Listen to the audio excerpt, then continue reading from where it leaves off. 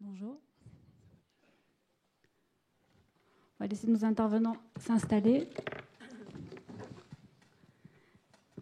Donc, après avoir été mis en appétit aussi bien par nos élus que par Carlos Moreno sur les villes-mondes, sur Gaterancio aussi, qui nous a apporté une vision très intéressante sur l'avenir, on va plutôt s'intéresser aux smart cities et aux villes portuaires et quels sont les défis pour demain. Et donc pour en parler avec nous, Christine Cabot-Vorel, donc vous êtes directrice générale et présidente du directoire du Grand Port de Marseille.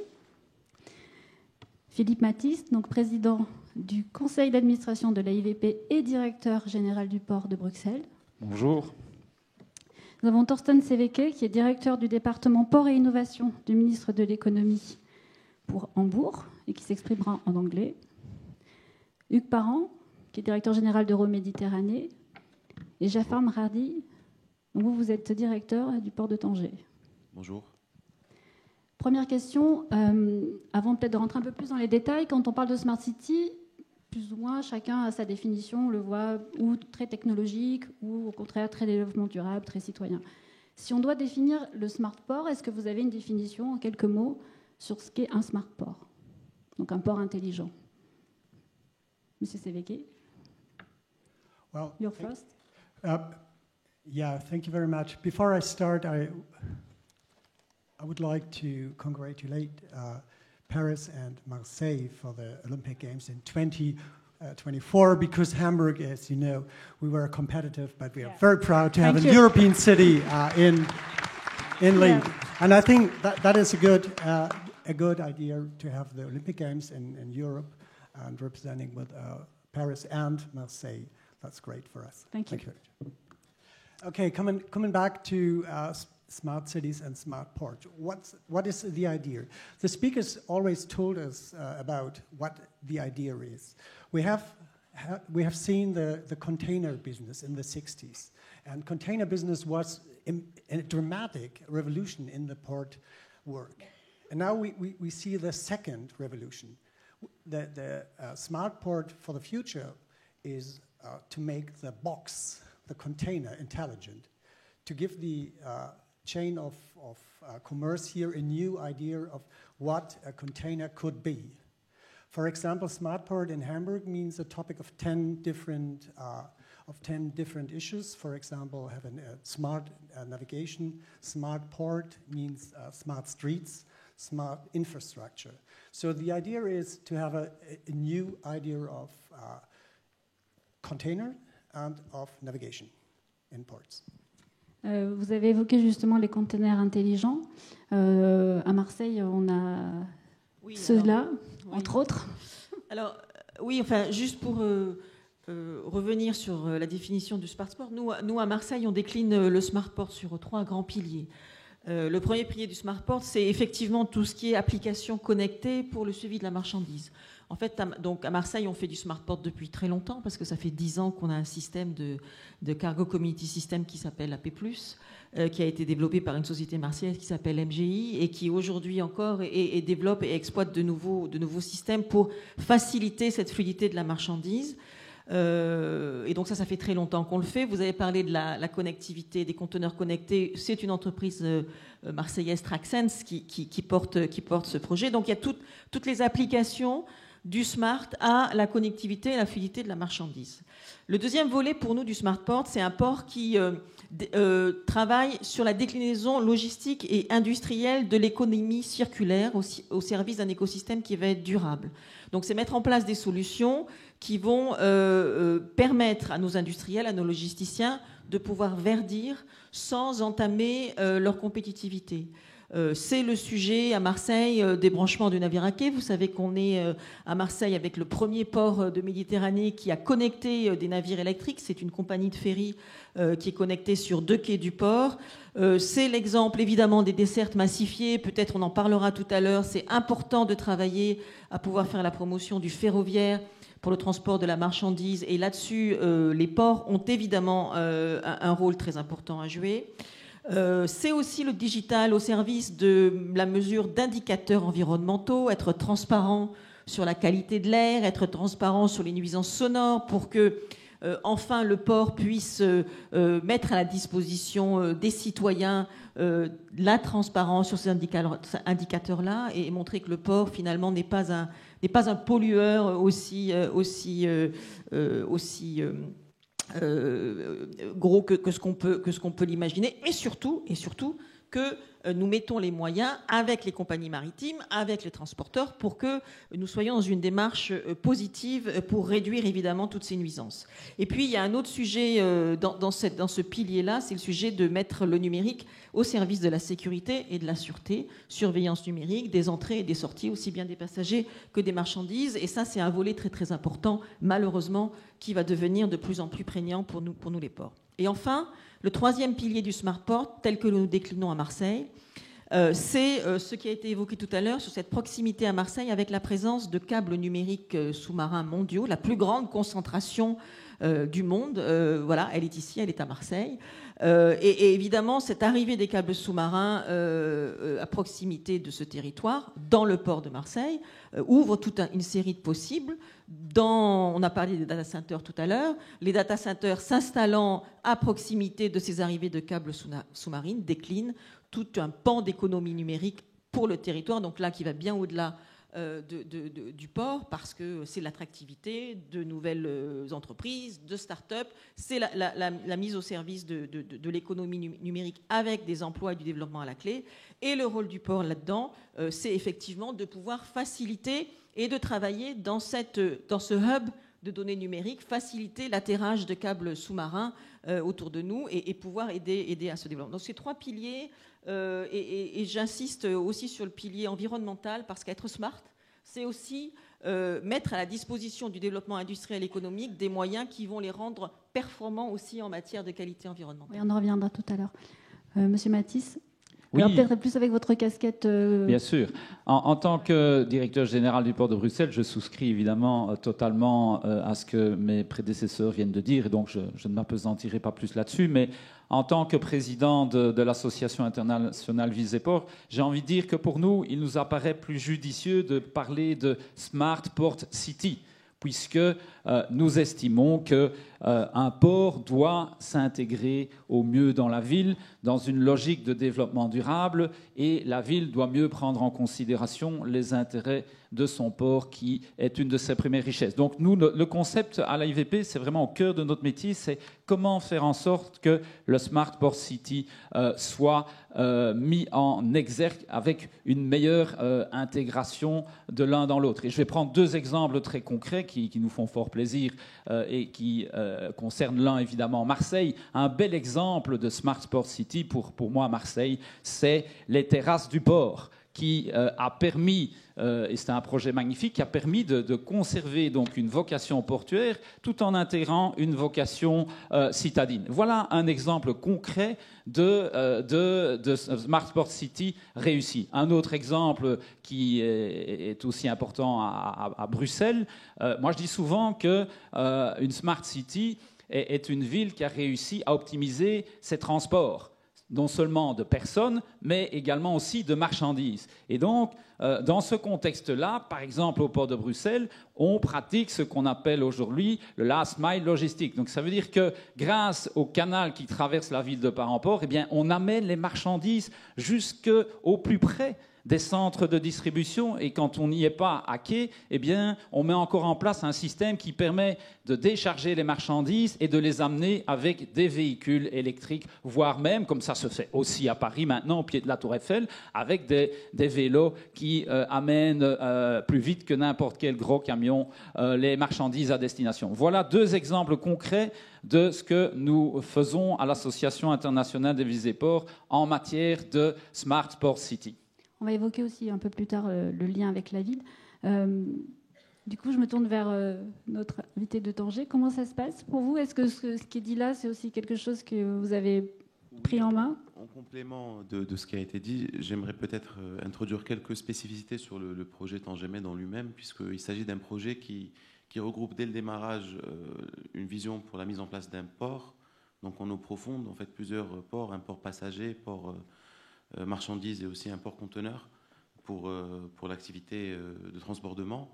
Mais dans le démarrage même du projet, il y avait la vision de mettre en place des zones industrielles et un réseau de zones industrielles autour du port. Donc dans une logique d'aménagement du territoire dans la région de Tanger. Le port d'ailleurs ne se trouve pas à l'intérieur de la ville de Tanger, il se trouve à 20 km et il participe donc d'une vision d'aménagement du territoire qui, dans un pourtour de 80 km autour du port, souhaite créer quelque part à moyen et long terme, c'est un peu ce qu'on a entendu tout à l'heure, une logique d'hypermétropole avec une dizaine de villes. Les plus importantes, c'est les villes de Tanger, Tétouan, Martil, Médiac, Fnidec et autres. Et le port de Tanger-Med est là pour arroser quelque part toutes ces villes-là avec des activités économiques et industrielles qui vont être un peu la locomotive de l'emploi et de l'économie de la région. Donc ça, c'est un point qui est important. Dans l'acception Tanger-Med, le port, c'est aussi un lien très fort et un lien d'ailleurs en termes de gouvernance directe entre la gestion portuaire et la gestion des zones d'activité industrielles, économiques, logistiques et commerciales. Et ça, c'est une des spécificités de ce projet. Ça, c'est un premier point. Le deuxième point, c'est peut-être sur les aspects un peu plus spécifiques, vous en avez aussi parlé. L'importance de l'informatisation, c'est un projet qui est très récent. Donc, nous fêtons cette année d'ailleurs les 10 ans du port Tanger-Med. Et vous y serez conviés, et la communauté portuaire y sera conviée évidemment à la fin de cette année. Ces 10 ans, c'est pour un port, vous le savez bien, 2600 ans pour le port de Marseille, si je me souviens bien. On n'est pas du tout sur les mêmes ordres de grandeur. Ça a permis aussi de partir tout de suite sur des best practices et d'essayer de récupérer quelque part les meilleurs enseignements que nous avons vus autour de nous. Et évidemment, le port de Marseille est une belle source d'inspiration pour nous. Donc vous dites que vous n'êtes peut-être pas tous au même niveau de la digitalisation, en tout cas de la prise de conscience. Peut-être deux questions. D'abord, comment est-ce que ça modifie le métier du port et les métiers du port, puisque comme d'autres industries, ça bouleverse des métiers, ça en fait peut-être disparaître certains et ça en crée d'autres. Et comment vous voyez l'avenir, c'est-à-dire à l'échéance de 5-10 ans, comment est-ce que ça va aller? Est-ce que ça va aller beaucoup, beaucoup plus vite, ou est-ce qu'il y a des choses qui sont déjà en place et ça prendra peut-être encore un peu plus de temps? Peut-être d'abord rappeler une chose. Les ports, depuis des années, on est les champions de toute catégorie de la productivité. Le gigantisme. Le premier port du monde en 1970, c'était le port de New York avec 900 000 conteneurs traités par an. Aujourd'hui, le premier port du monde en conteneurs, c'est le port de Shanghai avec 37 millions de conteneurs. Voilà. Donc les ports ont en 50 ans travaillé sur une productivité et donc sans la digitalisation, vous avez des acteurs qui savent, encore une fois, accompagner la croissance, accompagner le gigantisme et se doter d'outils qui vont permettre de gagner en productivité. Et ça, c'est assez remarquable dans le domaine portuaire. Alors maintenant, la digitalisation, pour nous, elle amène d'abord, et en tout cas sur les ports français, de nouveaux métiers, de nouvelles opportunités économiques et la possibilité de globaliser et de réussir cette synergie dans laquelle le port, qui est un port global, qui est un port urbain, peut faire cohabiter des activités urbaines avec des activités touristiques telles que la croisière. On en parle beaucoup à Marseille et on a raison parce que c'est une belle réussite, mais aussi des activités industrielles. Donc pour nous, le numérique et la digitalisation, c'est vraiment quelque chose qui permet d'associer l'ensemble des acteurs, de développer donc de nouveaux métiers, de faire croître de nouvelles richesses, et donc dans ce développement qui effectivement, je pense, va aller de plus en plus vite. Et vous voyez, on a récemment accueilli sur le port de Marseille l'installation d'Interxion, qui va y installer 2 data centers de taille importante, et qui du coup place Marseille là aussi et ouvre un champ des possibles économiques. On pourrait penser que ce n'était pas directement le métier du port, et pourtant il y a une cohérence, hein, hub de passagers, hub de marchandises, et maintenant hub de data. Et donc on est dans de la création, à mon avis, de la création de richesses et de la création d'emplois, tout en maintenant, évidemment, les activités traditionnelles portuaires qui, elles aussi, changent de façon de faire et qui, je l'ai dit tout à l'heure, deviennent beaucoup plus responsables. Et on parlera peut-être de ce qui est fait sur les émissions des navires à quai, des choses comme ça. Mais les acteurs portuaires, que ce soit les armateurs, les transporteurs, prennent conscience et agissent pour tout ça. Et tout ça se fait dans le cadre, évidemment, des nouvelles technologies qui sont proposées aujourd'hui et avec le numérique. Oui.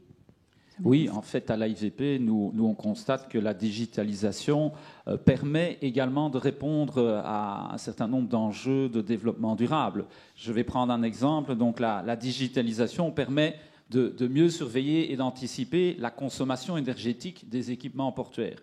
Je me souviens que l'exemple de Valence, par exemple, est assez édifiant à cet égard-là, puisque grâce à ça, on permet de bien mieux réguler l'éclairage des entrepôts à Valence pour moins consommer.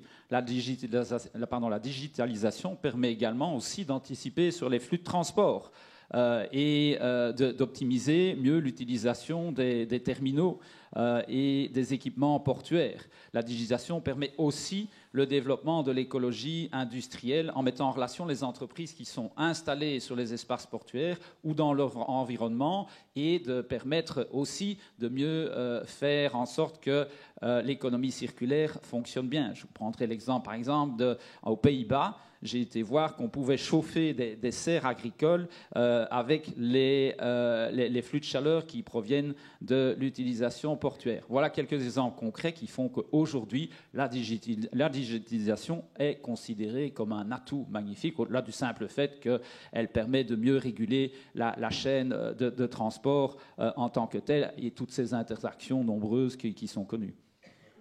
À Hambourg, la digitalisation, c'est depuis quand?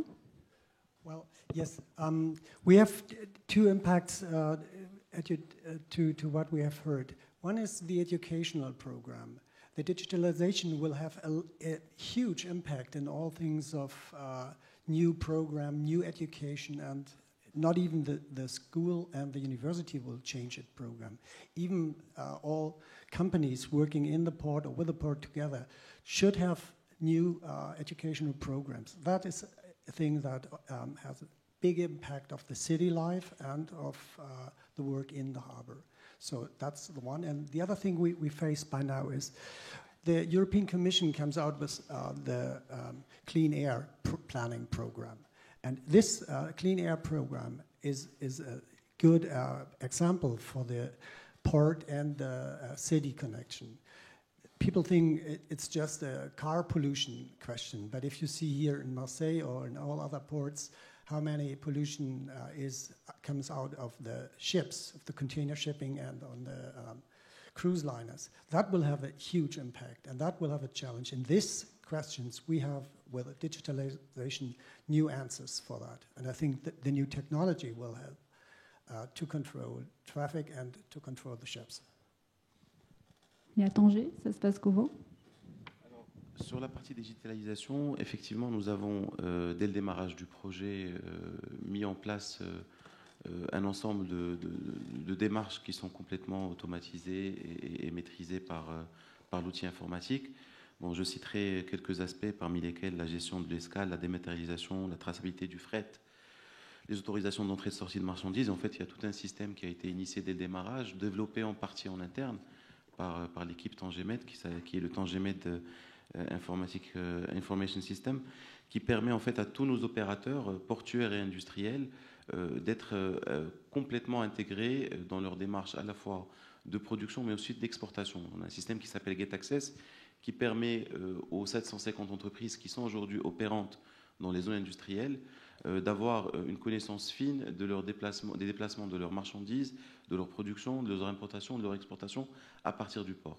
Donc ce lien en fait, qui est organique entre le port et les zones industrielles et les zones commerciales et économiques a permis finalement aujourd'hui d'avoir une intégration de flux de bout en bout et une informatisation très avancée. Ça c'est un premier point sur lequel on continue de travailler, sur lequel il y a toujours des nouveaux challenges et des nouveaux défis, parmi lesquels ceux qui ont été évoqués sur la partie identification des conteneurs par moyen informatisé, là encore, à l'intérieur du port, de l'enceinte même du port.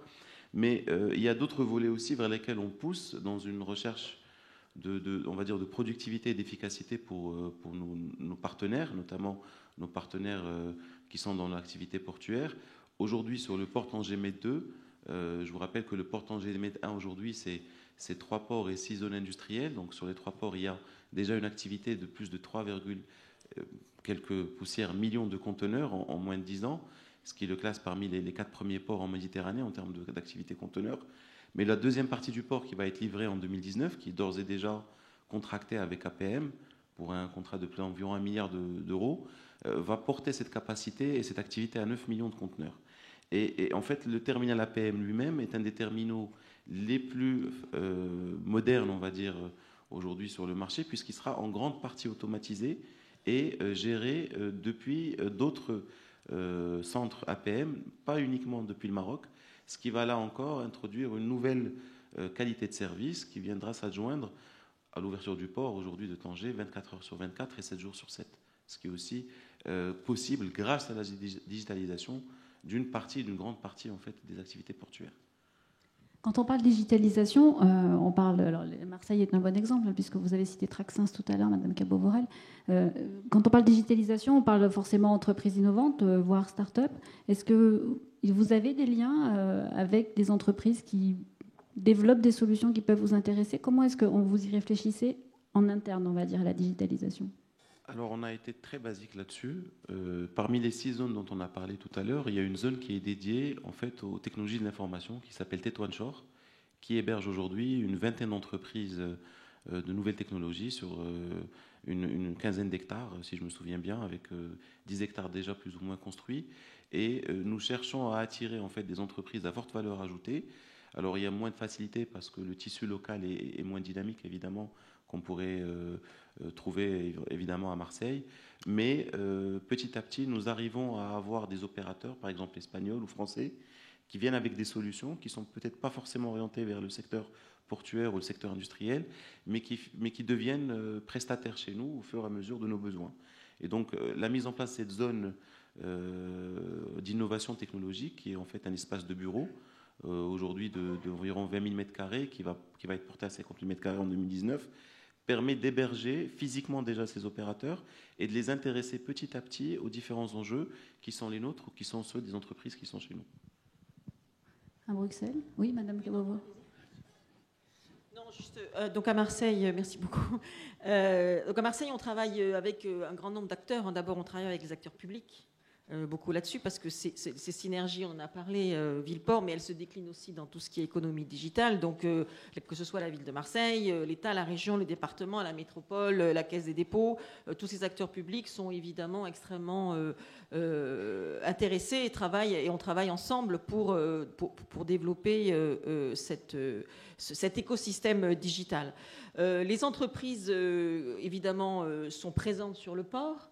Que ce soit sur les projets, j'en ai parlé tout à l'heure, en matière de fluidité de la marchandise, donc MGI, je l'ai cité, Traxens, évidemment CMA-CGM, puisque c'est l'opérateur mondial qui est présent à Marseille et qui est situé évidemment quasiment sur le port, avec son siège très proche de la zone portuaire. La tour n'a pu échapper à personne, on la voit très bien d'ici. C'est bien.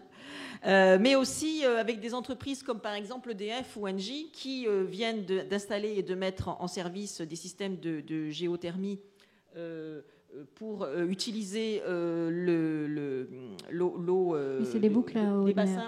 des bassins de Marseille et faire des boucles d'eau climatique pour les habitations qui sont situées en arrière du port. Donc ça, c'est très clairement...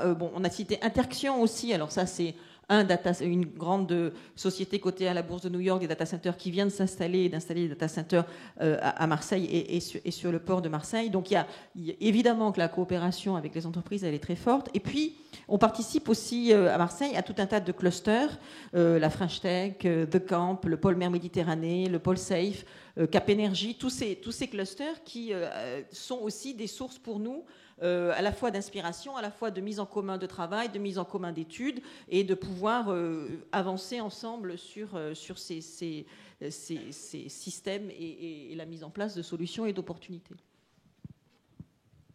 Donc, en ce qui concerne les ports aussi, je voudrais ajouter que la digitalisation permet une meilleure gestion des territoires portuaires. Alors, un territoire portuaire, c'est souvent très vaste, mais ça peut être aussi confiné à l'intérieur d'une ville. Donc, c'est un atout considérable. Par exemple, pour prendre l'exemple du plus grand port de Belgique, le port d'Anvers, donc on sait aujourd'hui qu'il y a plus de 170 métiers différents à l'intérieur du port. Donc, gérer tout cela, gérer les flux et les optimiser, eh bien, la digitalisation offre effectivement un grand nombre de perspectives. Alors pour ce qui concerne le port de Bruxelles plus particulièrement, donc qui lui, à l'instar d'autres ports urbains, est très confiné dans la ville. Donc le port de Bruxelles, c'est 100 hectares au milieu, au plein cœur de la ville, de part en part de celle-ci. Eh bien, l'idée est aujourd'hui de développer une intégration maximale des entreprises portuaires. Pourquoi ? Parce que dans ces contextes plus urbains, eh bien, l'espace est rare et cher.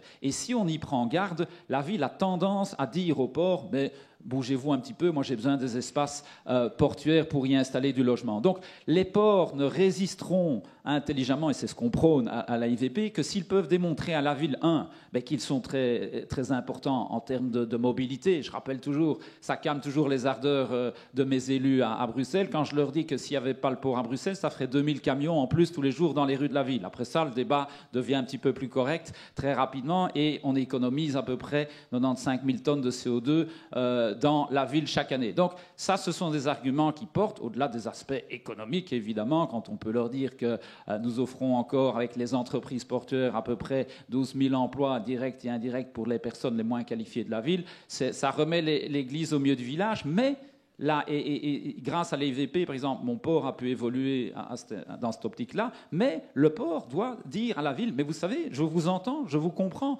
Dans certains cas, je vous rétrocède des espaces portuaires pour que vous puissiez mieux intégrer la ville dans le port. Et sinon, je demande à mes entreprises portuaires de faire un effort d'intégration urbaine maximale, qui peut prendre diverses formes. Et on a un beau panel d'exemples à l'AIVP de tout ce qui se fait au niveau mondial. Mais chaque entreprise qui veut rester au centre d'une ville doit faire des efforts d'intégration urbaine manifestes. Et le rôle d'un port, et je répète, d'une association comme la nôtre, c'est d'accompagner les entreprises pour qu'ils prennent les bonnes mesures pour s'intégrer, pour faire même de la mixité. On en est là aujourd'hui. L'entreprise j'ai une entreprise en face du siège social chez moi qui est une entreprise qui fait dans le béton.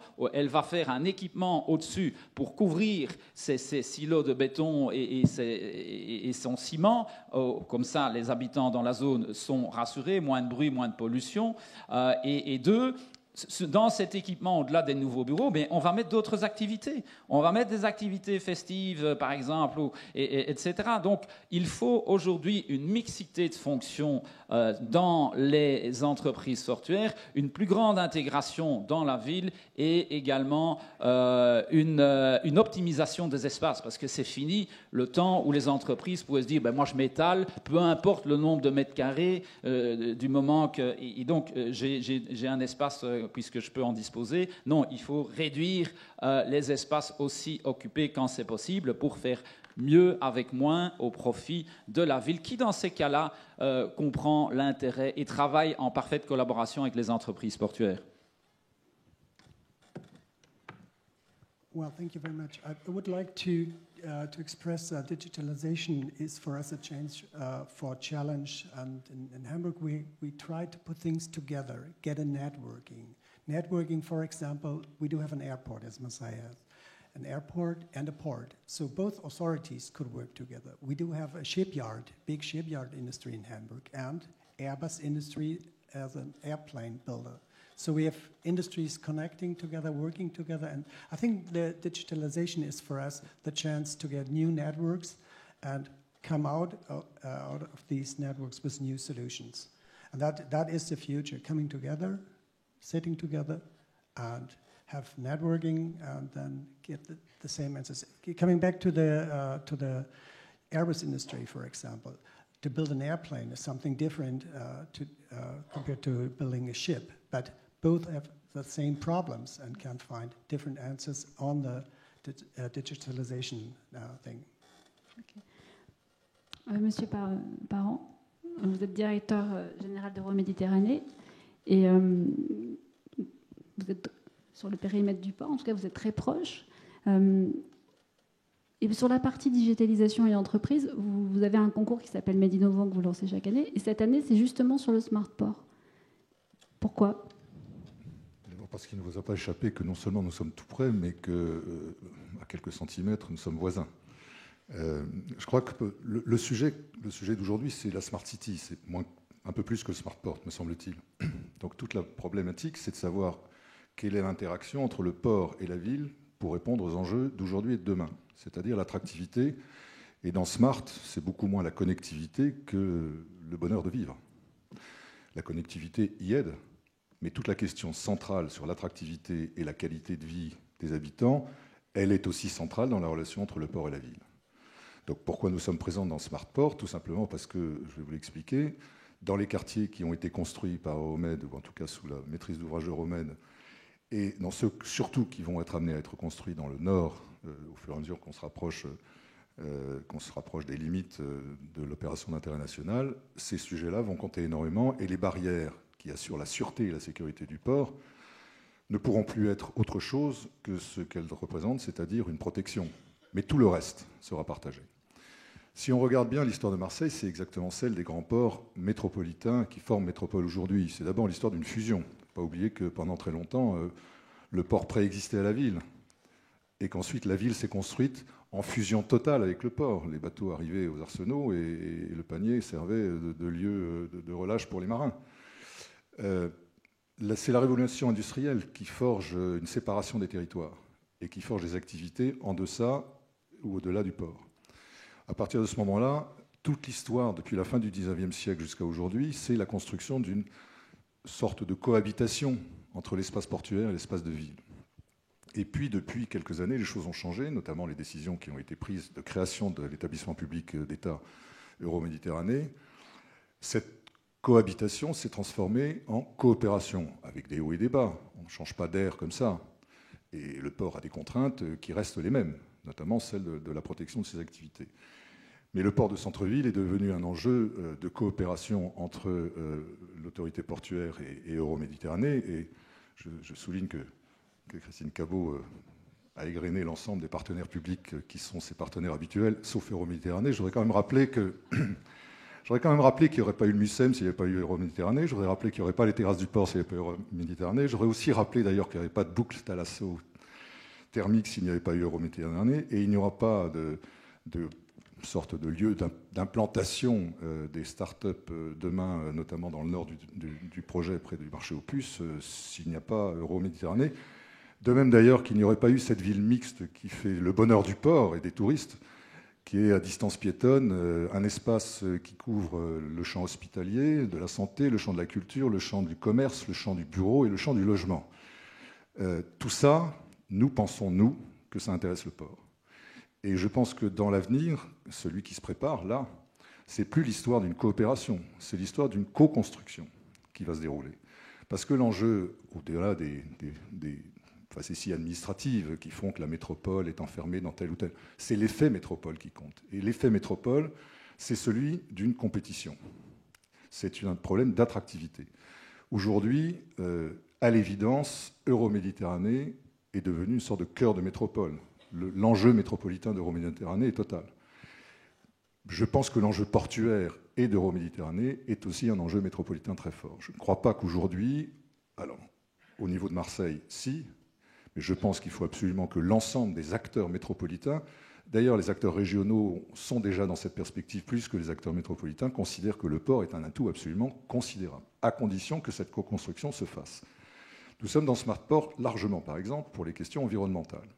Toutes les décisions qui peuvent être inventées au niveau du port de Marseille pour faire en sorte que l'air que l'on respire, ou les rejets divers et variés, ou les nuisances diverses et variées puissent être évités à seulement 150 mètres de là, dans les quartiers que nous construisons, va être utile. Il va être d'autant plus utile que nous cherchons à y attirer une population, certes très mélangée, mais notamment aussi les fameux talents au sens anglo-saxon du terme, c'est-à-dire des jeunes internationalement mobiles qui choisissent exactement là où ils veulent habiter.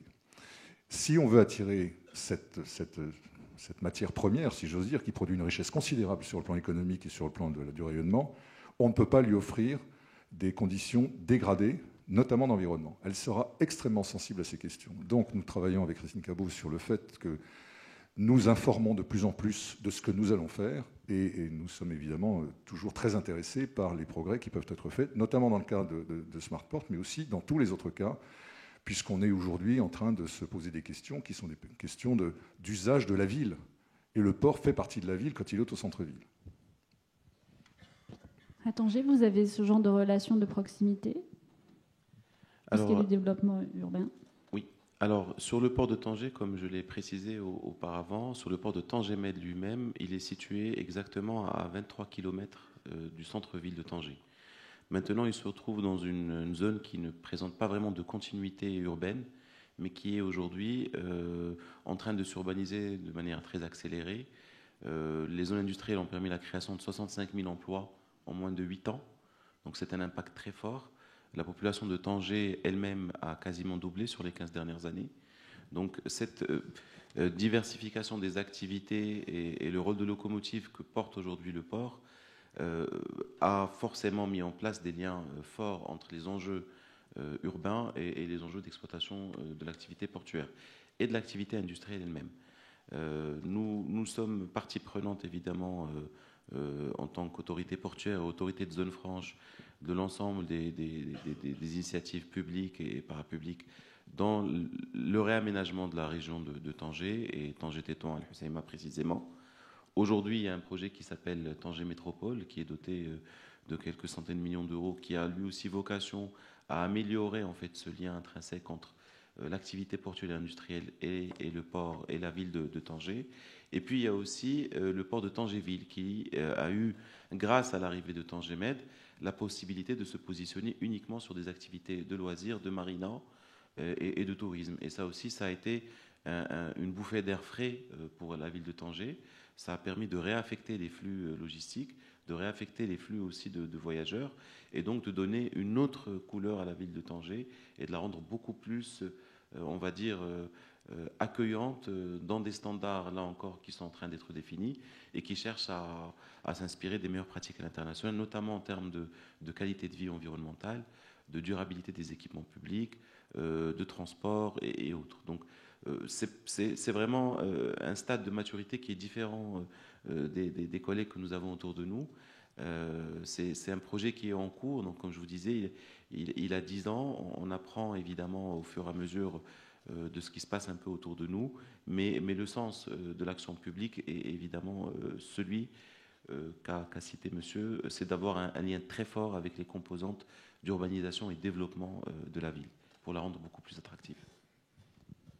Ça se passe de la même façon à Bruxelles, qui est aussi un port, à l'inverse de Tanger, qui est très intégré dans la ville. Oui, tout à fait. Donc, je salue d'ailleurs l'expérience de Tanger que nous avons visitée récemment et qui est membre aussi de notre association. Alors, nous, on croit très fort, avant de répondre à votre question, on croit très fort au partage d'expériences à la IVP. Et donc, je rappelle que notre association, donc, elle comporte plus de 200 membres dans 50 pays différents. Et je salue ici Marseille qui a eu une vision dès le début dans ce dossier-là, puisque faut savoir que Marseille a été fondatrice de l'Association internationale des villes et ports, et aujourd'hui, avec le port de Marseille, nous entretenons des relations vraiment très proches. Et je profite de l'occasion qui m'est donnée par rapport à ces échanges d'expériences dans tous les secteurs pour vous dire que, et c'est en lien avec le thème du jour, que notre prochaine conférence mondiale se réunira l'année prochaine en juin à Québec et aura pour thème The Next Generation dans la relation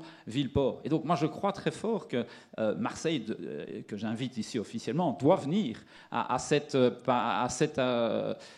colloque pour faire part de son expérience. On parlait tout à l'heure de Marseille-Ville-Monde et je souscris à ça totalement dans la lignée de ce que les premiers intervenants ont dit. Moi je crois fondamentalement que si le XXe siècle était le siècle des États, le XXIe est et sera le siècle des villes, puisque on sait qu'en 2050, plus de 65% des 10 milliards d'habitants de notre planète seront en ville. Et dans ce contexte-là, je suis convaincu que Marseille a les meilleurs atouts. Pourquoi ? Parce qu'on a déjà étudié chez nous le fait que parmi les 25 plus grandes villes du monde, par exemple, 17 sont connectées à un port. Et donc les villes qui s'en sortiront le mieux demain, ce seront les villes qui auront un port, soit dans leur mur, soit dans leur hinterland. Et Marseille est un exemple patent, me semble-t-il, de cette capacité à faire en sorte que, grâce au port, eh bien, la ville puisse devenir de plus en plus smart. Et c'est ce genre d'expérience que j'aimerais entendre de la part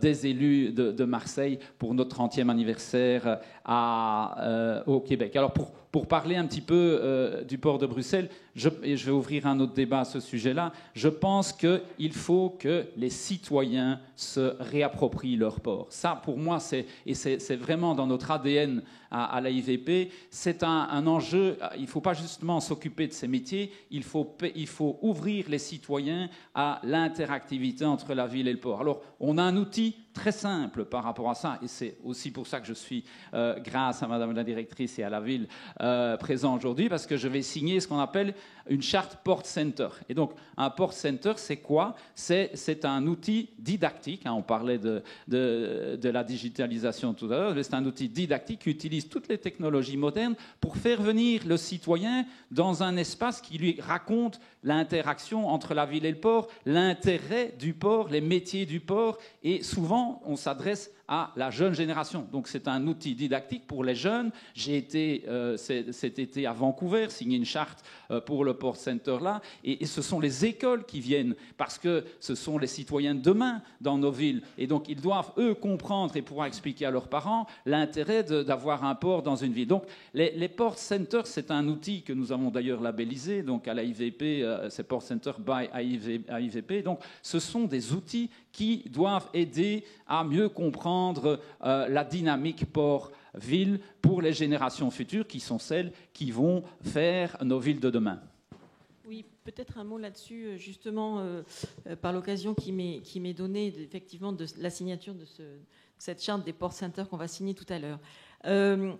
L'économie maritime en France, elle est fortement source de nouvelles opportunités et de nouveaux emplois.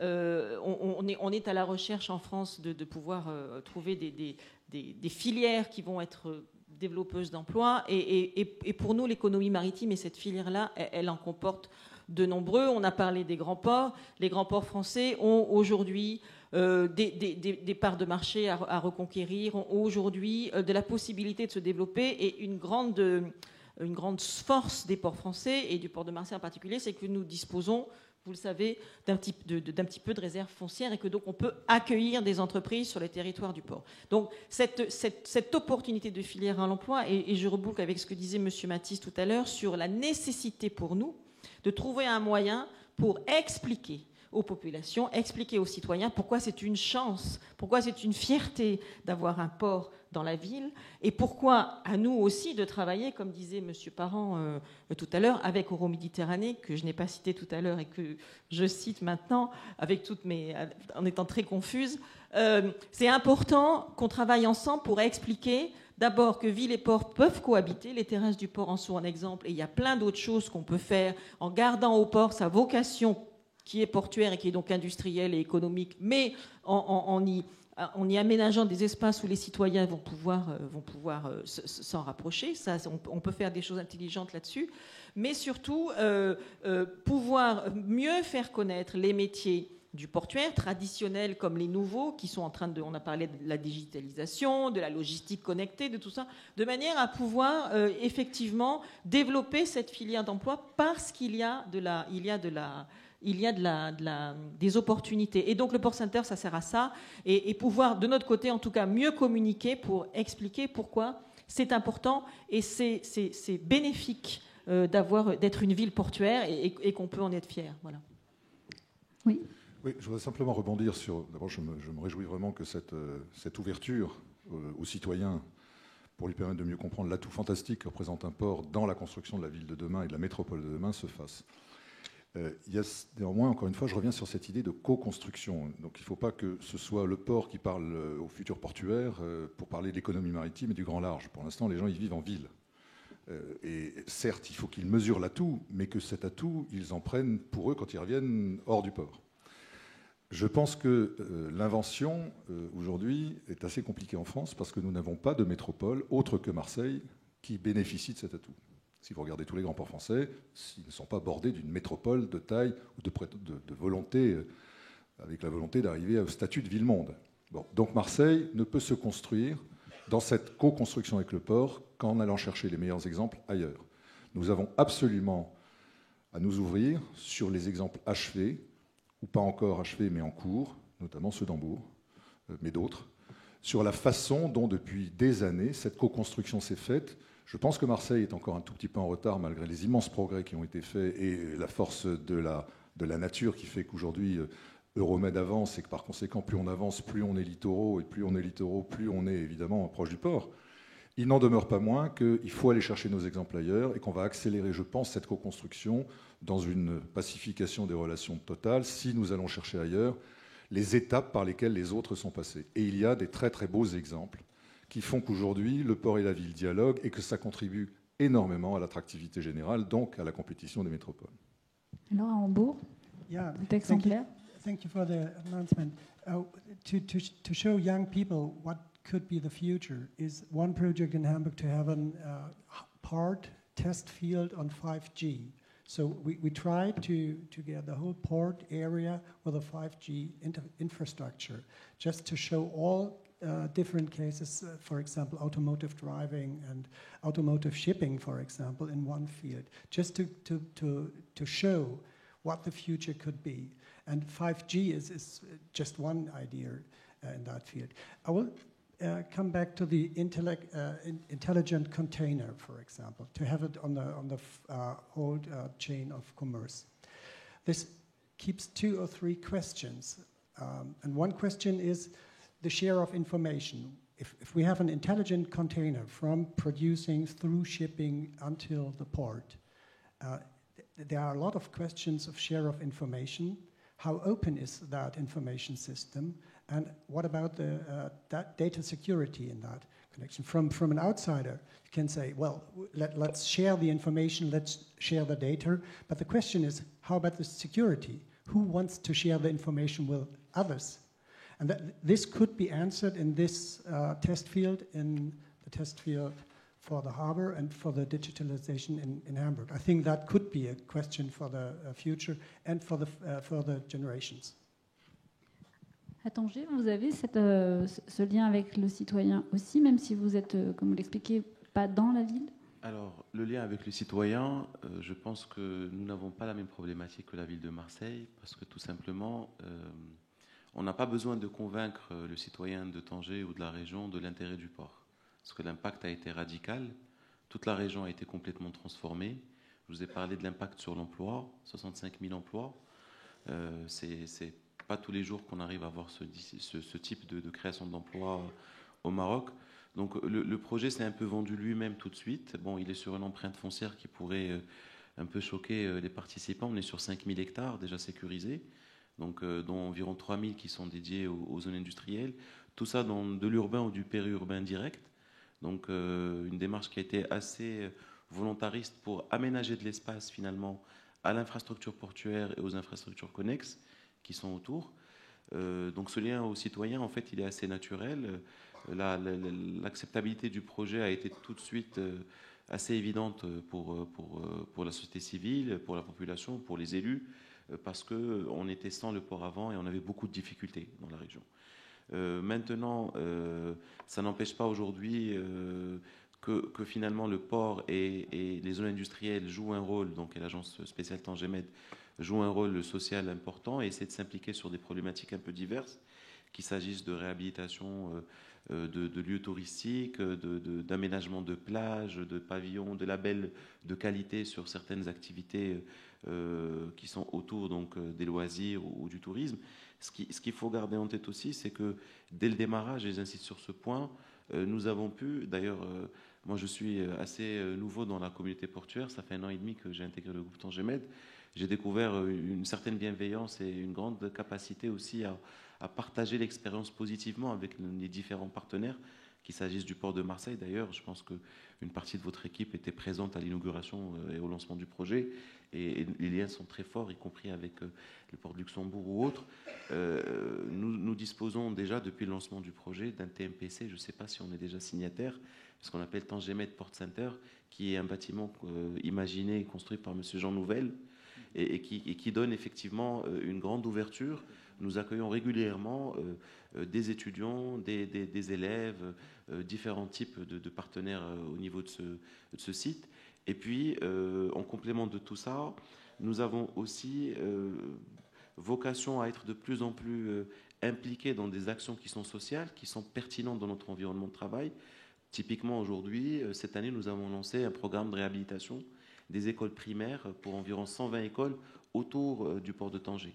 Donc, c'est des choses, c'est le portage de certaines actions publiques qui sont aujourd'hui portées par l'agence spéciale Tanger-Med et qui sont possibles parce que ce projet a été dès le départ imaginé comme un atout et perçu comme un atout par l'ensemble des participants. Voilà. Très bien. Ben, merci à tous. Merci. Vous pouvez les applaudir quand même. On se retrouve dans quelques minutes pour une keynote sur l'intelligence urbaine et l'intelligence citoyenne.